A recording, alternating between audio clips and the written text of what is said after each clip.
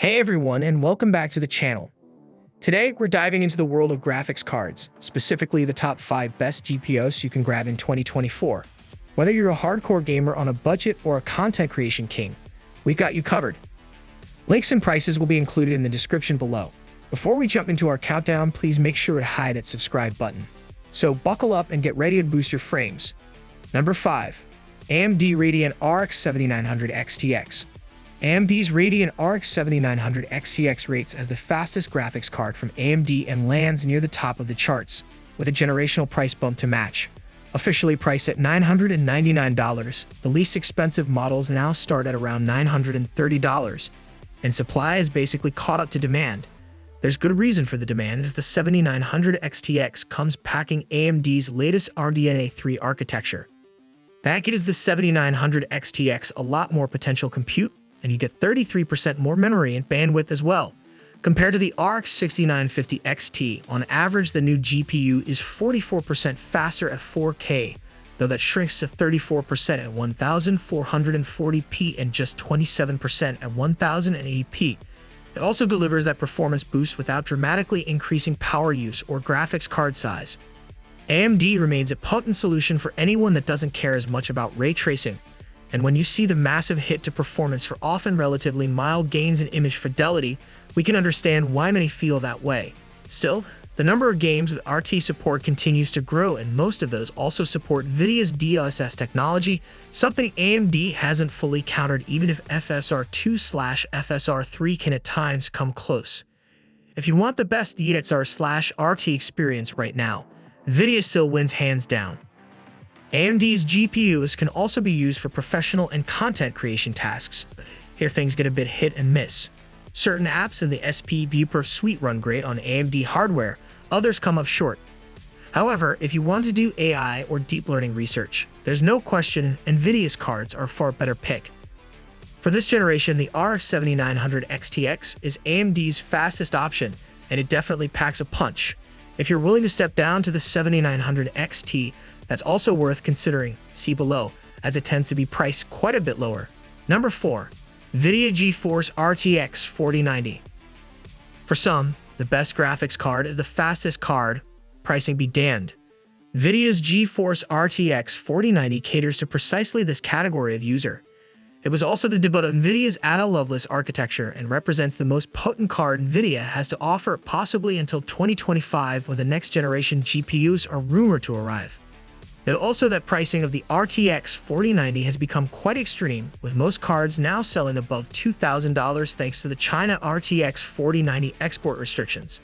If you don't already have a 4090, you're probably best off giving it a pass now. The RTX 4090 creates a larger gap between itself and the next closest Nvidia GPU. Across our suite of gaming benchmarks, it's 37% faster overall than the RTX 4080 at 4K, and 33% faster than the RTX 4080 Super. It's also 51% faster than AMD's top-performing RX 7900 XTX, though it also costs nearly twice as much online right now. Let's be clear about something. You really need a high refresh rate 4K monitor to get the most out of the RTX 4090. At 1440p, its advantage over a 4080 shrinks to 24%, and it's only 15% at 1080p. And that includes some demanding DXR games. The lead over the RX 7900 XTX also falls to only 32% at 1080p. Not only do you need a high-resolution, high-refresh rate monitor, but you'll also want the fastest CPU possible to get the most out of the 4090. It's not just gaming performance either. In professional content creation workloads like Blender, Octane, and V-Ray, the RTX 4090 is up to 45% faster than the RTX 4080. And with Blender, it's over 3 times faster than the RX 7900 XTX. Don't even get us started on artificial intelligence tasks. In stable diffusion testing, the RTX 4090 is also around triple the performance of the 7900 XTX for 512x512 and 768x768 images. There are numerous other AI workloads that currently only run on Nvidia GPUs. In short, Nvidia knows a thing or two about content creation applications. The only potential problem is that it uses drivers to lock improved performance in some apps, like some of those in SP Viewper. to its true professional cards, the RTX 6000 added generation. Number 3. Nvidia GeForce RTX 4070. Nvidia's RTX 4070 didn't blow us away with extreme performance or value, but it's generally equal to the previous generation. RTX 3080 comes with the latest Ada Lovelace architecture and features and costs about $100 less. Now, with the launch of the RTX 4070 Super, see above, it also got a further price cut, and the lowest cost cards start at around $530. Nvidia rarely goes after the true value market segment, but with the price adjustments brought about with the recent 40 series Super cards, things are at least reasonable. The RTX 4070 can still deliver on the promise of ray tracing and DLSS upscaling. It only uses 200W of power, often less, and in raw performance it outpaces AMD's RX 7800 XT. Slightly slower in rasterization, faster in ray tracing, plus it has DLSS support. Nvidia is always keen to point out how much faster the RTX 40 series is once you enable DLSS free frame generation. As we've said elsewhere, these generated frames aren't the same as real frames and increase input latency. It's not that DLSS 3D is bad, but we prefer to compare non-enhanced performance, and in terms of feel, we'd say DLSS 3 improves the experience over the baseline by perhaps 10 to 20%, not the 50100% you'll see in Nvidia's performance charts. The choice between the RTX 4070 and the above RTX 4070 Super really comes down whether you're willing to pay a bit more for proportionately higher performance or if you'd rather save money. The two offer nearly the same value proposition otherwise, with the 4070 Super costing 13% more while offering 16% higher performance on average. Number 2. AMD Radeon RX 7900 GRE.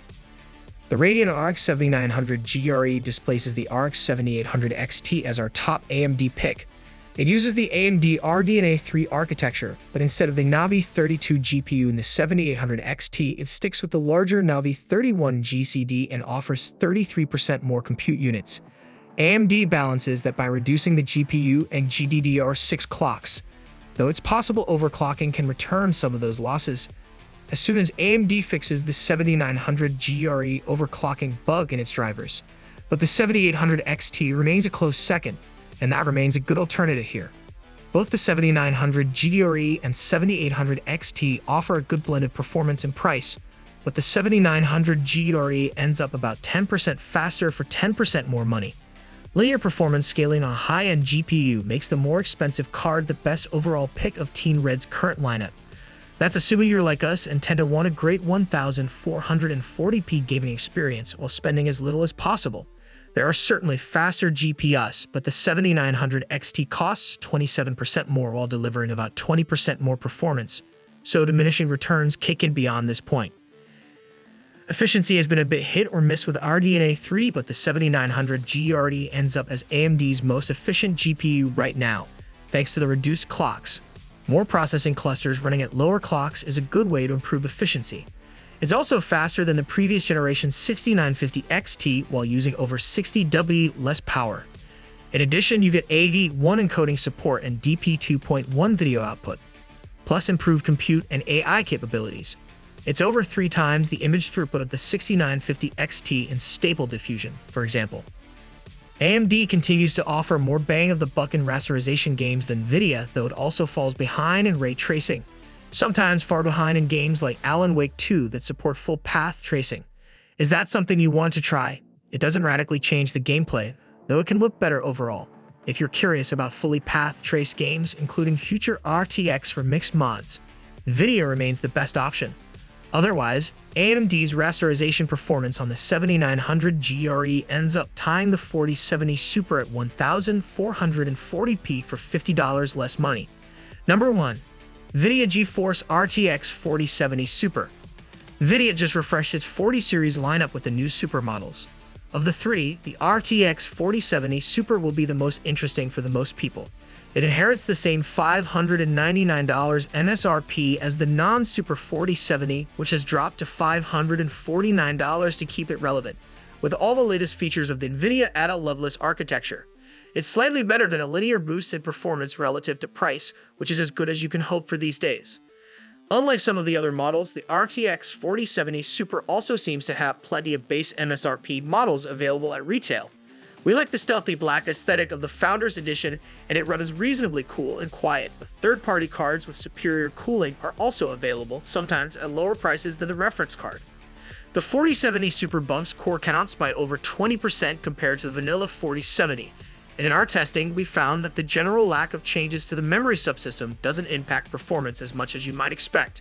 It's still 16% faster overall. At 1440p, even with the same VRAM capacity and bandwidth, though helped by the 33% increase in L2 cache size. Compared to the previous generation Ampere GPUs, even with less raw bandwidth, the 4070 Super generally matches or beats the RTX 3080 Ti and delivers clearly superior performance than the RTX 3080. What's truly impressive is that it can do all that while cutting power use by over 100 W. Alright, folks, those are the top 5 graphics cards to consider in 2024. Remember, the best card for you depends on your budget and gaming needs. Do your research, check benchmarks, and don't forget to factor in things like power consumption and cooling. If you have any questions about these cards or want more specific recommendations, leave a comment below and let's chat. Until next time, happy gaming.